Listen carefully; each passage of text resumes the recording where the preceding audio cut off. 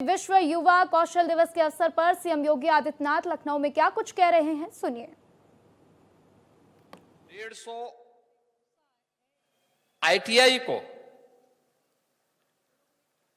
जिस रूप में न्यू एज टेक्नोलॉजी के साथ जोड़ करके इंडस्ट्री और मार्केट की डिमांड के अनुरूप उस प्रकार की ट्रेड और ट्रेनिंग के साथ जोड़ने का काम किया है, यह एक नए उत्तर प्रदेश के युवाओं के जो स्केल है उसको स्किल में बदलने के लिए किए जाने वाले प्रयास का ही एक दूसरा उदाहरण है।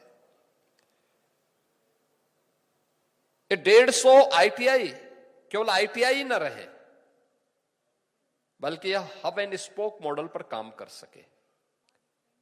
लगभग 400 के आसपास गवर्नमेंट आईटीआई प्रदेश के अंदर संचालित है और लगभग 3000 आईटीआई निजी क्षेत्र के द्वारा भी संचालित है। गवर्नमेंट के स्तर पर संचालित आईटीआई में फीस कुल 40 रुपया है। निजी क्षेत्र में भी जो आईटीआई हैं, उन आईटीआई में भी गवर्नमेंट वहां पर बहुत सारी इंसेंटिव देती है। खासतौर पर पढ़ने वाले छात्रों के लिए स्कॉलरशिप देती है, अन्य अन्य प्रकार से उन्हें सहयोग भी करती है। उन सभी युवाओं के लिए एक अवसर है कि हम सब ये विभाग के स्तर पर जो प्रयास प्रारंभ किए गए हैं कि मार्केट की मैपिंग करना, डिमांड के अनुसार उस प्रकार के ट्रेड को विकसित करना और फिर उसके अनुसार उन्हें स्किल डेवलपमेंट के में पारंगत करते हुए इंडस्ट्री तक पहुंचाना। मैं धन्यवाद दूंगा, यहां पर कुछ इंडस्ट्री लीडर्स भी आए हुए हैं। उन लोगों के द्वारा इस दिशा में कुछ प्रयास प्रारंभ हुआ है।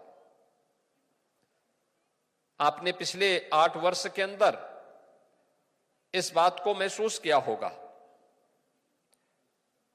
कि कानून व्यवस्था अच्छी होती है, सरकार की नीयत ठीक होती है, तो देखते ही देखते निवेश की भी झड़ी हमें देखने को मिलती है।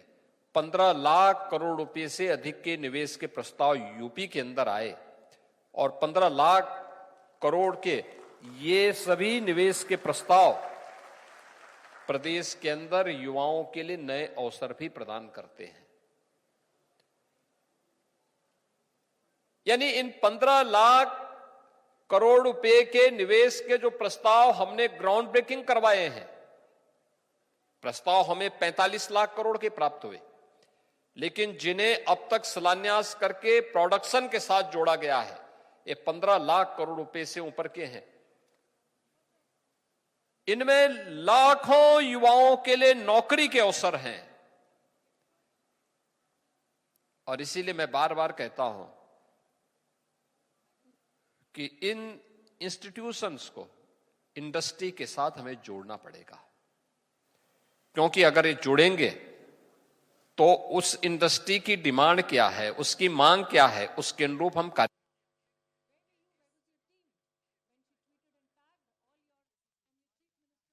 इन इंस्टीट्यूशंस को इंडस्ट्री के साथ हमें जोड़ना पड़ेगा, क्योंकि अगर ये जुड़ेंगे तो उस इंडस्ट्री की डिमांड क्या है, उसकी मांग क्या है, उसके अनुरूप हम कार्यक्रम को आगे बढ़ा सकते हैं।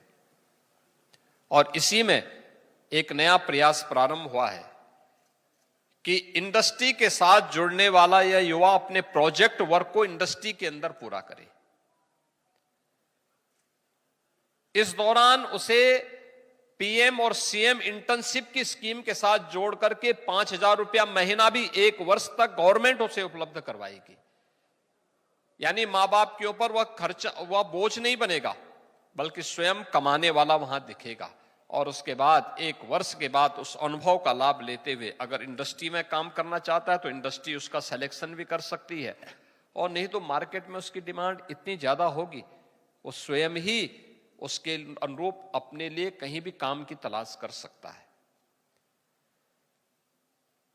याद रखना, योग्य व्यक्ति के लिए कार्य की कमी नहीं है और किसी भी फील्ड में तैयार काम की कमी नहीं है।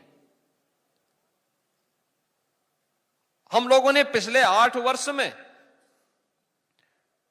परंपरागत उद्यम को प्रदेश के अंदर पुनर्जीवित किया है।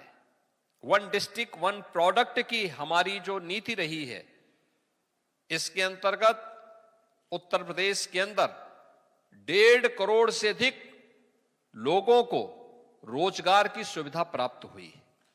आप अनुमान कर लीजिए, देश के अंदर और दुनिया के अंदर इतने बड़े पैमाने पर कहीं भी यह सुविधा नहीं प्राप्त हुई होगी।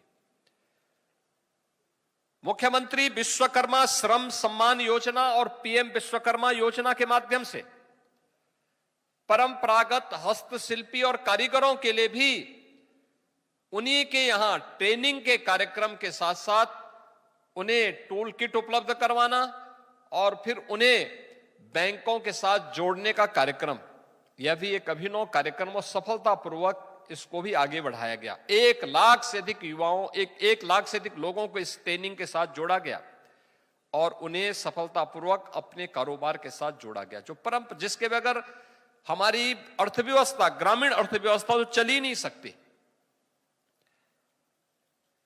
लेकिन उनके पास उचित ट्रेनिंग नहीं थी, डिजाइनिंग नहीं थी, पैकेजिंग नहीं थी। उनके साथ जोड़ने का परिणाम आज हम सबके सामने देखने को मिलता है। सरकार ने एमएसएमई विभाग के माध्यम से जो युवा अपने आप अपना उद्यम स्थापित करना चाहता है,